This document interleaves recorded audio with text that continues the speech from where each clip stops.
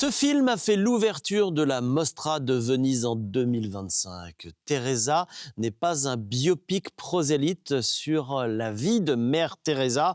C'est un film âpre, dur et douloureux sur les tourments intérieurs d'une femme avant qu'elle ne crée sa communauté. Nous sommes en 1948 et Mère Teresa est la supérieure de son ordre, un ordre qui ne lui correspond plus du tout à Calcutta. Pendant 7 jours, nous allons la suivre en attendant le courrier de Rome qui l'autorise à quitter son établissement pour fonder sa communauté. Mère Teresa, jouée par Noomi Rapace, est vraiment tourmentée par cette nouvelle vie qui s'annonce. Bonjour Mère Teresa. Âpre, dur, cru, froid, ce sont quelques-uns des codes du cinéma de l'Europe du Nord, de la Suède, de la Norvège, de la Belgique, et on retrouve tout cela avec Teresa, y compris d'ailleurs dans le comportement de celle qui sera bientôt la fondatrice des missionnaires de la charité. Elle n'est pas bien dans sa communauté, elle en souffre atrocement, elle est dure aussi avec celle qu'elle ne peut plus voir, ses compatriotes, les autres religieuses avec qui elle déjeune, avec qui elle prie, avec qui elle travaille. Bref, franchement, la situation est vraiment difficile pour elle et tout nous est montré, rien ne nous est caché. Tous ces pauvres gens, ces enfants, puis ces cadavres partout. Et nous toutes, ici.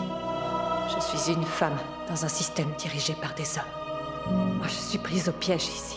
Teresa, c'est une succession de tableaux oniriques avec parfois de la musique rock tonitruante, des murs qui se rétrécissent, des plans qui s'allongent en longueur. Tout cela pour nous montrer l'effroi et la détresse de cette femme qui a fait ce choix radical de fonder sa propre communauté avec en prisme une sœur Agnieszka, le double de Teresa qui elle-même est en proie à d'immenses tourments puisqu'elle est enceinte. Tout cela est montré dans ce long métrage avec beaucoup de vivacité et nous accroche et nous fend le cœur en même temps que l'on comprend que l'on doit passer par le tréfonds avant de remonter vers la sainteté.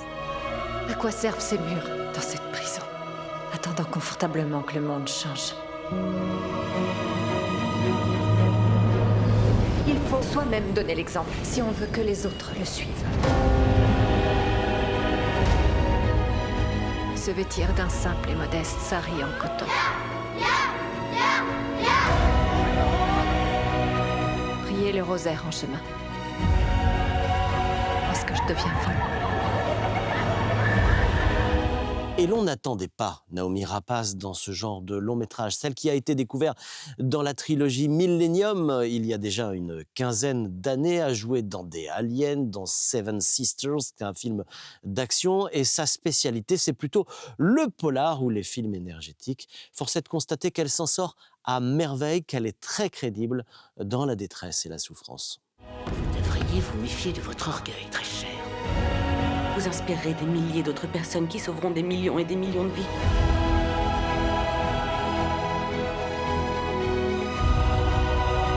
Vous êtes déjà une mère pour tous.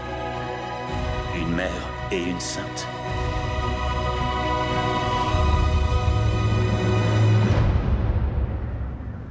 Inclassable, stylisé, décalé, incontestablement, Teresa ne pourra pas séduire tous les publics, pas sûr qu'il convienne notamment aux Français qui se rendent fréquemment au cinéma, notamment pour aller voir des films catho comme on en voit beaucoup en ce moment.